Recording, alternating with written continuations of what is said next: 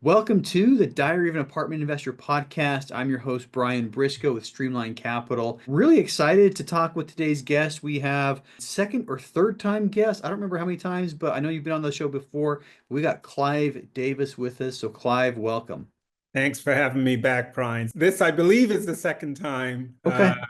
and happy to get the call back. Awesome. Yeah, and good to talk with you again. I do definitely remember, lots of times that we talked, it's hard to remember, when you were talking for podcasts and when you were just, on Zoom calls for Yeah. networking or other stuff. But anyway, welcome and let's start by talking about you. Tell us a little bit about yourself, your background, and how you got into multifamily.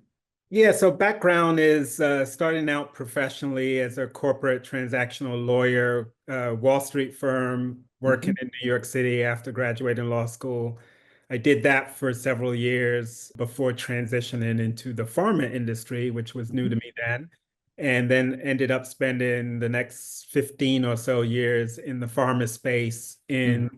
either strictly legal roles or what really happened was it morphed into compliance related roles. Hmm. So the last role that I had in that space was as a chief compliance officer for a Belgian pharma company. Okay. So 20-year corporate career all in all. Throughout that time, I had real estate kind of on the side, so to speak, more hobby-like in terms of Hmm. my pursuits, a few rental properties, Yeah.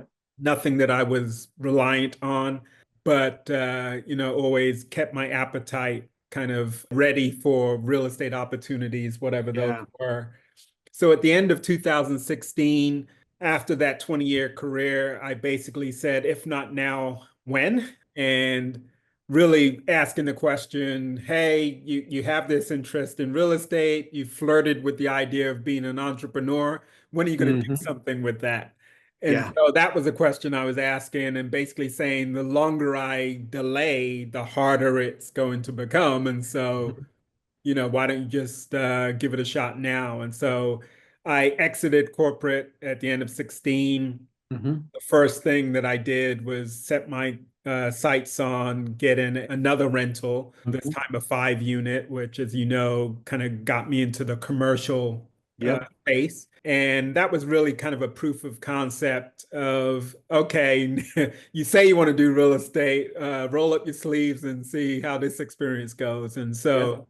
so we gut renovated 1 unit, we renovated 3 other units, we evicted a hoarder, we all of the Hmm. trials and tribulations of being a direct manager of your asset and a true landlord. Yeah. So all of that, went really well at the end of, I think, 2 weeks into COVID, as a matter of fact. Hmm. The last day of March of 2020, I sold that property, did Hmm. well with it. And I think even before I sold that, I had said no more small multifamily. I Yeah. would kind of navigate in towards how do I get into large scale multifamily. And that Hmm. was the journey that I started in earnest really in late 2018, headed into 19, which is when I first started submitting offers on deals. I was not an overnight success. It took me the better part of 2 years. Now, Yep. COVID was in the mix there, but nonetheless, it took me the better part of 2 years from my first letter of Hmm. intent that I submitted in spring of 2019 to when I landed my very first large scale deal, which was Yep. a 244 unit in Atlanta, which is where I reside, kind of south of the airport. And we got that in the summer of 21. We closed it in late fall, winter. Hmm. Right after closing that, matter of fact, the week that we closed that, I got word that we had been awarded a second deal, Nice. 200 unit, Yep. not that far from the location of the 244. So Hmm. that whole law of the first deal that you hear about, I Yep. lived that because, I was knocking my head against the wall for 2 years, kind of the, Cinderella, hoping to get noticed, And and then back to back. yeah, back to back right away, and was kind of off to the races after that. Yeah, that's kind of the quick overview Yeah. of my journey from kind of the more of a corporate Yeah. reality into a real estate entrepreneurial journey, which began Nice. with that first large acquisition. Had you known then what you know now, what would you have done differently? Or would you have done anything differently? Yeah, so with the benefit of hindsight, I would do a few things differently. The primary thing that I focus on is the way I left was more cold turkey. Mm. Yep. Like I didn't have prepare my exit ramp and make Mm. for a smooth exit. It was kind of like, okay, 20 years. If I don't do this now, when am I going to do it? Boom. Yep. And I just kind of fired myself out the gun. Where looking back now, and as I kind of advise people who, want to pick my brain or kind of just understand my journey, I say, there's a lot more that I could have been doing while Yeah. fully, full-time employed. Yes, I was in a Hmm. demanding role. Yes, I was, in Brussels 4 or 5 times a year, or Sao Paulo or Mexico City, and all of these places, pull you away from home and Hmm. place a demand on your time. Yeah. That's the bargain, right? That they pay you. Hopefully, they pay you well, and in return, you give them your time. And Yeah. so, despite all of that, there's more that I could have been doing that would have made for a smoother transition. And I Right. see some people doing that now, where they say, "Not ready to go now. I know Yeah. this is not what I want to be doing 4 or 5 years from now." So, what you can do is start educating yourself in whatever role you're doing now. If you've decided that commercial real estate or multifamily specifically is what you want to do, maybe you've started out as a passive investor. So I Yep. had not invested passively in multifamily again before I transitioned out of corporate. Right. I could have been a passive investor as a full-time employee, and I could have learned from that experience Hmm. because anyone who tells me, "Hey, Clive, I want to do what you're doing," one of the recommendations that I give to them is you need to invest at a Yeah. minimum in at least one of the deals of the type that you aspire to do yourself. Yeah. And there's tons of learnings that you can glean from being on the passive side of the deal, Yeah. where you're seeing how the deal is sold to investors. You're getting insight on the business plans. You're getting Yep. monthly, quarterly updates. You're seeing, hopefully, if you've got a transparent sponsorship team, you're seeing Hmm. the successes as well as the challenges of the business. And True. all of that is going to hopefully inform you when you get the opportunity to step into the shoes of being a sponsor. So these are some of the things that Mm. I could have been doing and been more conscientious about had I, Yeah. kind of laid it out and said, here's my 3 to 5 year plan that I'm Hmm. going to execute on. And, my goal is to exit, towards Yeah. the end of that window. Wise words. I've seen a lot of people do it your direction. I was kind of forced into a 3-year plan. And I mean, nobody was holding a gun to my head, but I was active duty military, and I had, roughly 3 years until I hit that 20-year mark, which opened up a pension.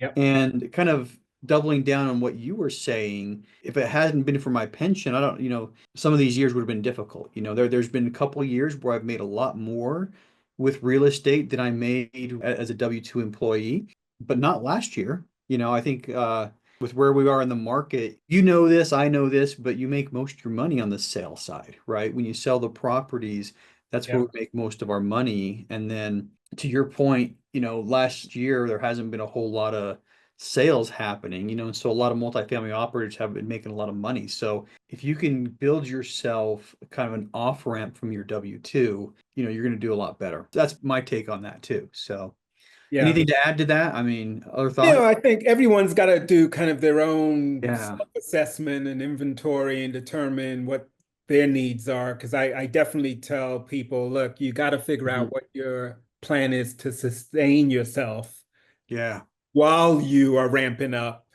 Mhm. and getting to the point where, okay, I'm ready for a deal and a deal is now ready for you. Yeah. If you don't have a sustenance plan and Mhm. you're just winging it, and then Yep. you run into what we ran into over the last 2 to 3 years, and real estate is cyclical, but you can't say, I'm exiting on this date, whether the economy's in the tank or not. Yeah. You kind of got to prepare for, okay, if there's a rocky period, how am I going to manage through that period? Do I have the reserves? Do I have all of the supplies that I need? You can't Hmm. just head out and just hope that the weather is a certain weather and hope Right. the economy is a certain, all of those things are uncontrollables. Hmm. So you've got to kind of prepare yourself for, okay, there are some things I can control, but Yep. there's a bunch of things I can't control. And how do I weather that if Yeah. I find myself encountering those? So, Yeah. I look back and, I'm glad I didn't just, cut off the W-2 cold turkey, and off ramping, that's what made it possible for me was, 2 years. And I like what you said, it doesn't matter how busy you are with your current job, there are always some things you can do to kind of ease into it. I've talked with some people that, went from full-time to part-time or three-quarters time, but yeah, lots of things you can do to start doing kind of side hustle type stuff until you get to the point where you can just cut it off. So, yeah. And the most important thing is educating yourself. And so, if you're at a point where you say, I don't have time to educate myself on something that you're saying you want to be your future, yeah. you're kind of undercutting yourself right from the start. Hmm. Yeah, This is important to me, but I don't have the time to educate myself on what it would take to be successful with this thing that's exactly. important to me. So if you say that to yourself, you're like, that doesn't make sense. That does not Yeah. compute. I So, mean, somebody once told me, I love this idea is as you flip it around, look what you spend your time on, and that's what's important to you. You yeah. know, if you're not spending time on it, is it really that important? So flip that around again. If it's important to you, you got to make time. So, And then the thing about commercial real estate, you get into the world of now I'm going to be a steward, I'm going to be a fiduciary for yep. others, and I'm going to take their money. You can't kind of wing it. You can't kind of say, yeah, I don't know everything I need to know, but I'll figure it out on the fly. Hmm. You got to really be dedicated and intentional about Yes. your journey before you ever take a dollar from anyone. Hmm. You got to feel like I've done all of the things that I think are necessary and have prepared me for success. And I've surrounded myself with people who are going to contribute to my success. And then Hmm. you're off and running, but there's no place for winging it. Yep, no place for winging it. Now, I mean, everybody starts new. I mean, that's Yeah. just a fact. What would you suggest people do to kind of bridge that gap between I'm brand new, but I still want to get experience? How did you handle that, and how would you suggest others handle that? Yeah, so it's all about the team building, right? So Hmm. the first thing that you learn on that educational journey is that for the most part, individuals are not going out and buying these 100, 200, 300 unit apartment communities, right? So Right. it's likely going to be a team of individuals coming Hmm. together who are like-minded, have determined Yep. that they know, like, and trust each other, and they want to go after, assets of a certain type. So the first thing is, where do those people swim and how do I get into that pool? For me, in late 2018, part of the answer was, Hmm. okay, mentorship Yep. and a mentoring program. And at the time, I was looking for three things in this order. Hmm. First, this has to be a place where I'm going to be rubbing elbows with potential prospective partners. Yeah. Yep. That's most important to me. Second, I wanted to be in a setting where I was going to be surrounded by people who, like me, believed in the merits of multifamily investment Hmm. and either were aspiring themselves or they had invested passively and were looking to transition to active investment or a combination. Because once I got them to know, like, and trust me Hmm. over time, building relationships, they were likely going to be the group that I turn to when I find a deal that makes sense to me.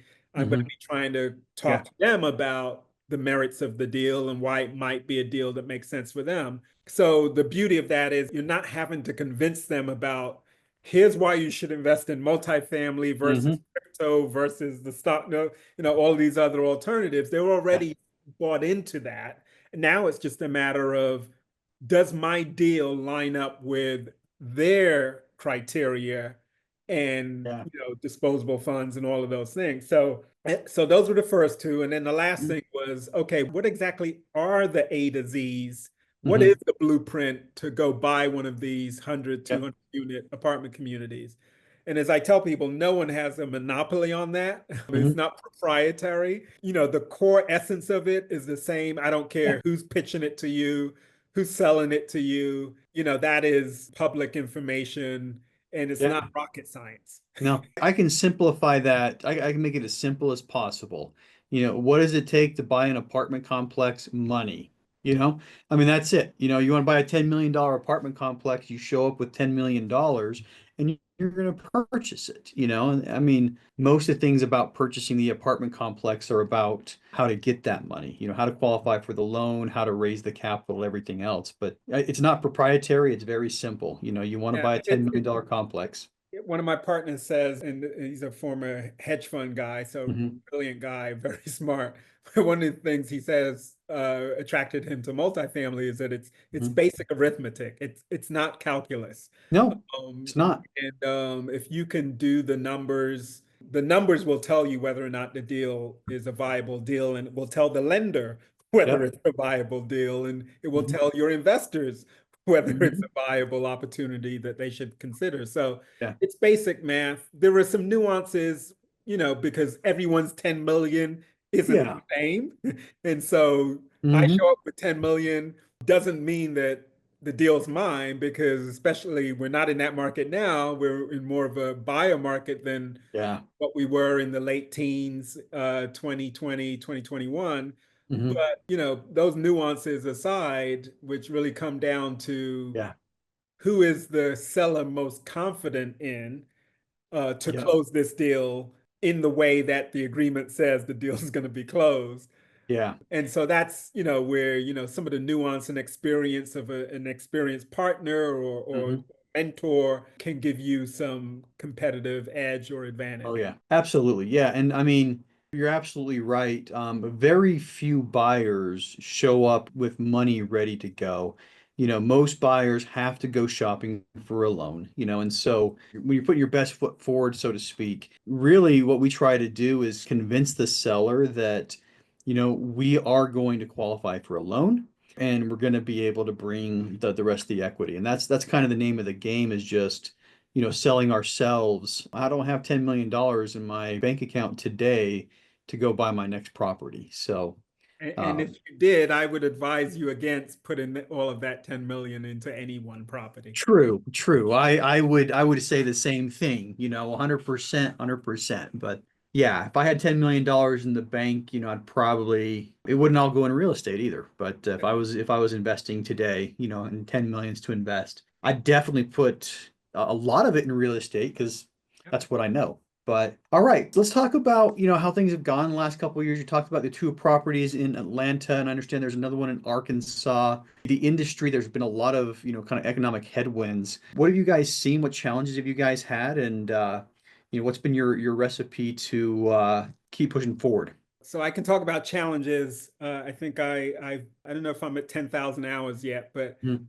I can talk very well about challenges over the last Yep. few years. I can talk about kind of the macro challenges of what's Hmm. going on in the market. So Yeah. we all know that the Fed started raising interest rates in March Mhm. of 2022 and didn't stop until September of 2024, lowered rates a little bit, and now they're in this holding pattern. But that kind Yep. of unprecedented run up from what was near zero interest, Mhm. going from that in a very short period of Yeah. time to, I don't know, 5.5, 5.75, that unprecedented run up in interest rates has really put the commercial real estate space in kind of a frozen state Hmm. in terms of deal Yep. activity, which had been at record highs 19, 20, Hmm. 21. We basically saw deal activity fall off the cliff. So Absolutely. we went from hot, hot, hot, hot market, Hmm. very competitive,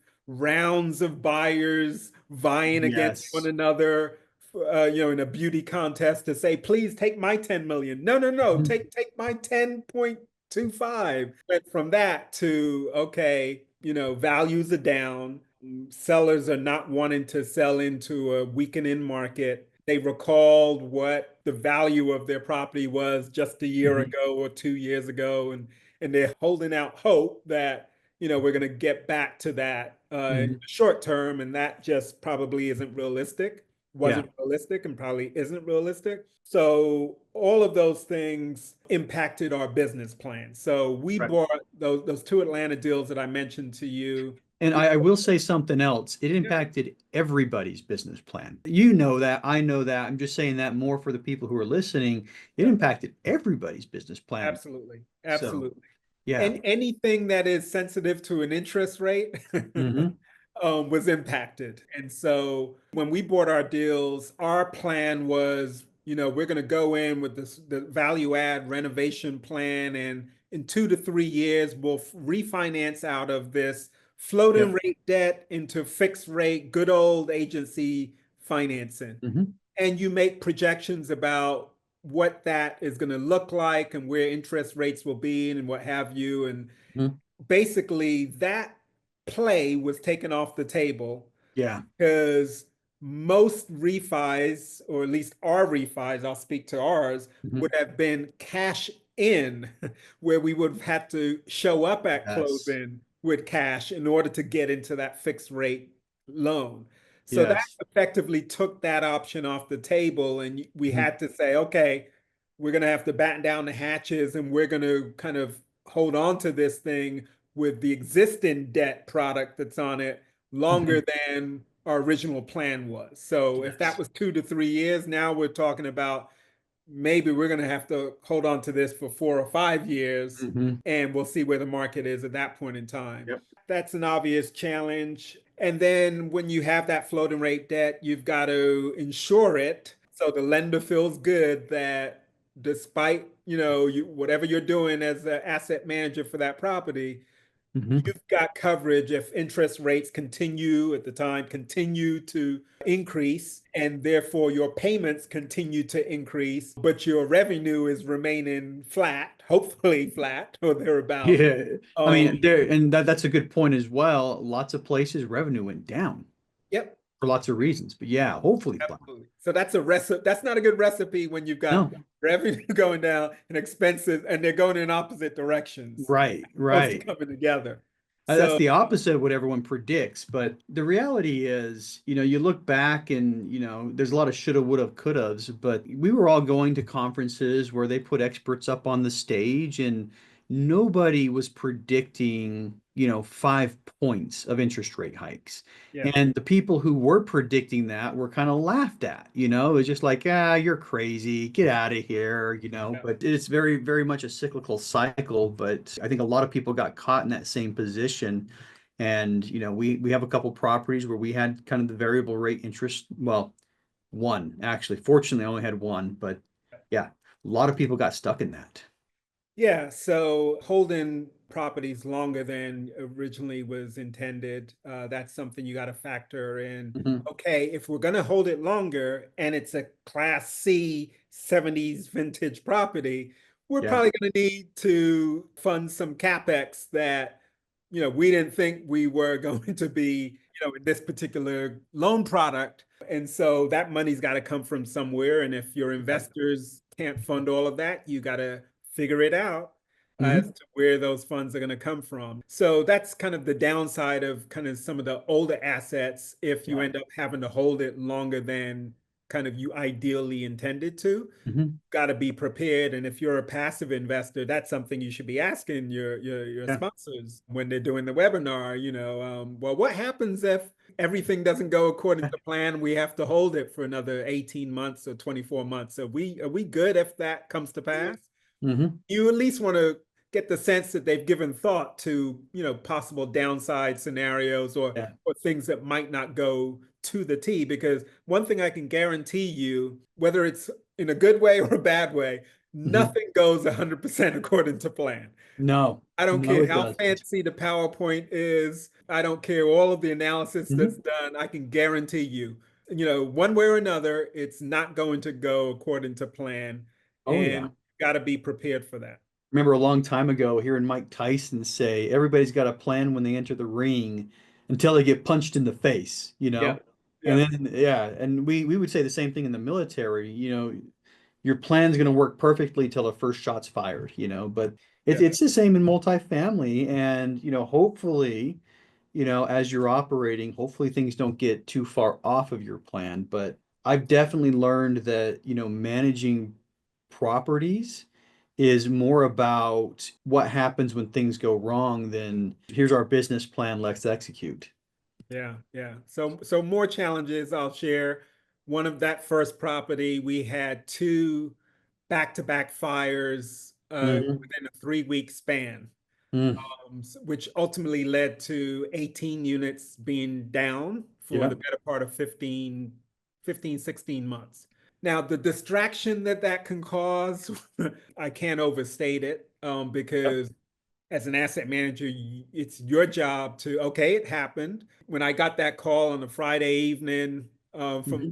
the portfolio manager with our third-party property management company, I knew it wasn't good news at like 9 p.m. on a Friday. And it's, your first question is anyone hurt? Is everyone Right. okay? And, once you get hopefully the good news that no one's been injured, Hmm. we're talking about property damage. Yep. Then once you know it's property damage, then it's okay, what's our coverage and what's our contingency plan, and Mhm. who do we need to relocate? All of those people things. The one thing, people will say, well, you're covered by insurance, right? Absolutely. But what they don't tell you is there's no, that I'm aware of, there's no Mhm. coverage for premium inflation as a result of not one, but Mhm. two back-to-back fires and we're talking about aggregate costs of about 2.5 million. There's not just premium inflation, but the next person who buys the property, guess what? During due diligence, they're going to ask you for the loss runs. Loss runs for everybody else. That's the document the insurance company provides of any claims that you've made while you own the property. But when the next person sees that you've put claims against that property, that's going to make their insurance higher, which means you're losing out on sale price when you're making these claims as well. I was talking yesterday with a guy that he's retired from multifamily right now, but at one point he had $1 billion in multifamily. And I mean, he had a lot of stories like that. We were talking insurance specifically. He had a lot of stories about how it's not as easy as just going to the insurance company and saying, hey, we had a problem, pay this. There's also deductibles and, coverage denials and all. It's not as easy as you'd want to think it is, but Yeah, it's very yeah. manageable. And Yeah, and there yeah, are experts that you can kind of add to your team, public adjusters who can kind of help you as an intermediary between you and the insurance carrier. right. And they're essentially advocating for you to maximize kind of, the Hmm. proceeds to go address the issue.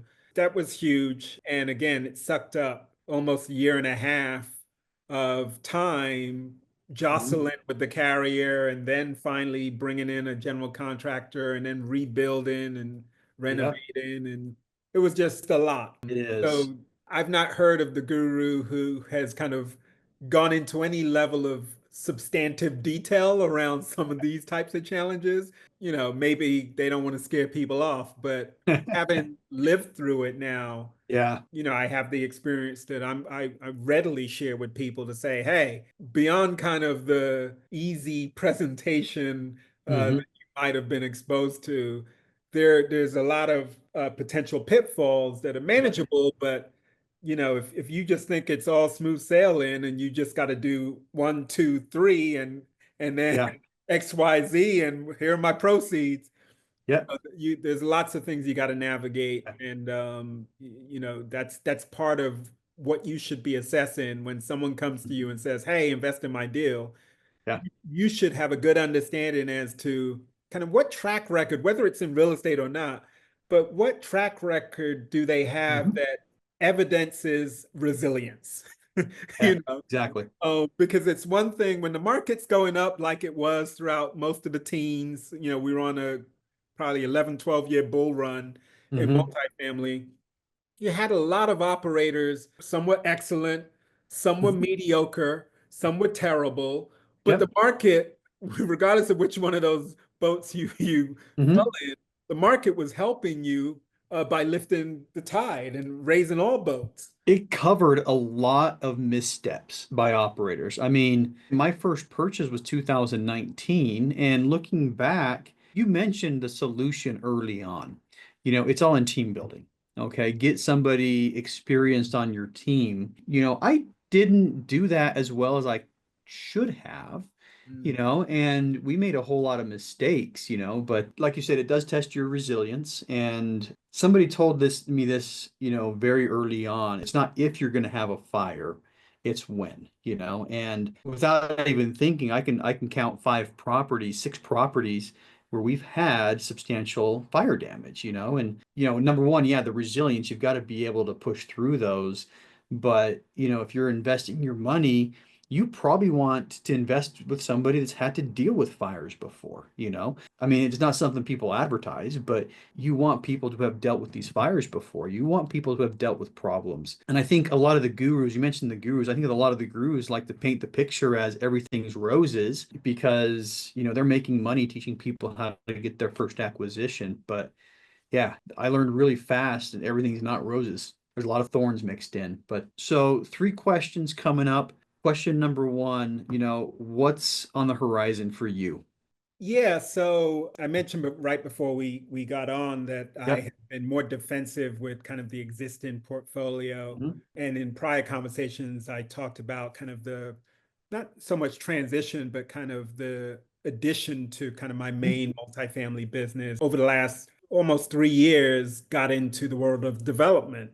Yeah. So I right now have two active developments that I am actively involved with. One much more so than the other. But one we just broke ground on in December here Okay. in Atlanta, and it's a 142 unit multifamily Nice. podium parking, Mhm. total of 8 stories. So we broke ground. I got involved with that in March of 2022. We broke ground in December, Mhm.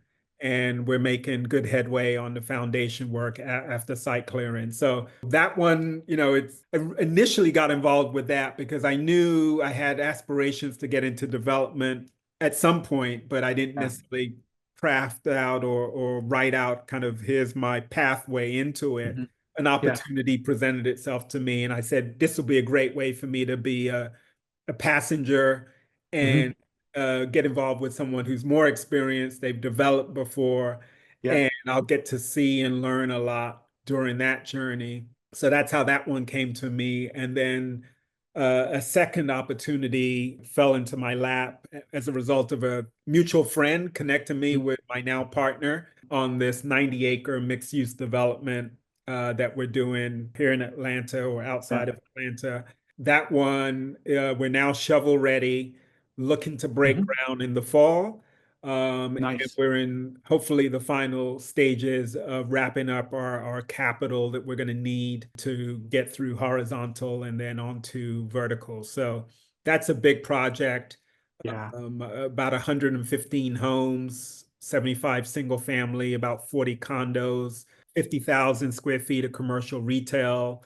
And then there's also a boutique inn that will be part of the plan, but we intend to either outright sell that opportunity to a Mhm. hotel developer and operator or JV and kind of contribute the land and JV with an experienced developer and operator of this type of boutique inn. That's exciting. I think I had a few hairs on the top of my head when I started that project, and those final hairs escaped me. Lots of Mhm. challenges as we talked about, kind of the macro economy and Yeah. trying to get, generally development is going to be viewed as more risky than going out and buying an Yeah. existing, whatever class multifamily where the risk is your execution on your business plan, but Mhm. no one is questioning whether or not the thing can generate cash because Yeah. when you buy it, there's cash flow that you're buying. It's just Mhm. a matter of can I operate this asset better than the guy or gal that I'm buying it from? Mhm. So it's less risky relative to see this dirt, when Yeah. we're done with it, this dirt is going to look magnificent and, Yeah, yeah. more of a I've got to say, development is the ultimate value add. When I do value add, I mean, we're replacing one type of flooring with a different type of flooring. We're replacing one type of counters with a different type of counters. Development really is the ultimate value add. You're taking a piece of dirt and you're turning it into, hopefully something beautiful that people are going to be using for decades. That's the ultimate value add. And you're spot on. I've got a lot less risk. It's not hard to rip carpet out and put LVP in. Yeah, the whole development process, that's a little bit more complicated and, hence returns are typically higher if executed and developers tend to make more money too. So per yeah. job. So And very, very different timelines, right? yeah. So when we go after multifamily, we're kind of working around a 90-day clock, plus or Mhm. minus. Could be longer, might be in a few cases a little shorter, but Yep. basically you're saying, I got to figure out how to close this within the next 3 months. Right. When Exactly. you're on development, it's like I told you I got involved with that 142 unit in March of Mhm. 2022. Yeah. We've been in pre-development from that time to Hmm. December 3rd when we broke ground. And then we begin. Yeah. That's where, the yellow tractors and equipment start moving and pushing dirt here and there. So it's just a longer timeline, and a lot can happen over Hmm. that timeline, and a lot of unexpected things can happen during that time. Hmm. So more Yeah. development in the Yeah. future and unfolding of the existing ones. We launched a multifamily investment fund not too Hmm. long ago, so that's interesting in this Yeah. environment. And eventually, I want to get back into kind of the core multifamily acquisition and operations. And I think what I've seen over the last few years is just more interest in kind of the BA Yeah. class type of assets. I don't know if I'm gun shy, but I don't have any near-term plans to jump into a C class 70s vintage asset. Hmm. Doesn't mean you can't make money there. In fact, I think you absolutely Hmm. can make money there, but you've also got to figure out, do my investors want their money there? And if Yes. the answer is no, then you kind of got to go where Mhm. you feel confident you can raise the money that you need. Yeah. One thing I've said a lot is C-class properties come with C-class problems. When you buy an A-class property, the problems you have, managing those are a lot different than the problems you have managing a C-class. It's a different tenant base. Most C-class renters are, one big car repair from missing a rent payment. So I prefer B. It's kind of like right in the middle. I like buying C class and turning them into B class because then when you're operating, you are dealing with a slightly better tenant. Next to last question, if you had to give advice to somebody who's just starting out, what would that be? Few things I'll just zero in on Mhm. mentorship. I'm a firm believer that if you're trying to do something, you need to attach yourself to someone in some way who has done what it is that you are trying to do and done it almost obviously with some success, right? So I'm a big believer in that. I believe you should not be shy about paying for mentorship. I think the Right. quality of mentorship that you're going to get when you're paying for it is going to be much higher than Hmm. when it's a kind of pro bono. I'll get to you Yes. when I can, when I'm free. I'm a big advocate of go pay for it in much the same way you don't blink twice when you think about college and paying for 4 years with the hope that it's going to lead to a Hmm. career and hopefully more than a job, a career and something in the future. So mentorship would be the advice I would give strongly. Yeah. Yeah. I wholeheartedly agree on that one. And last question, how can listeners learn more about you? Yeah, so I'm active on social media. The best place to find me is just going directly to my website, parkroyalcapital.com. Mhm. And you can also see the other socials that I'm on there. Instagram, LinkedIn are probably the primary locations. And we'll put links to all of that in the show notes. So anybody who wants to, reach out and connect with Clive, LinkedIn, IG, Park Royal Capital, we'll have all that in the show notes. So Clive, thanks for coming on the show. Very much appreciate your time. Thanks for having me. Appreciate it.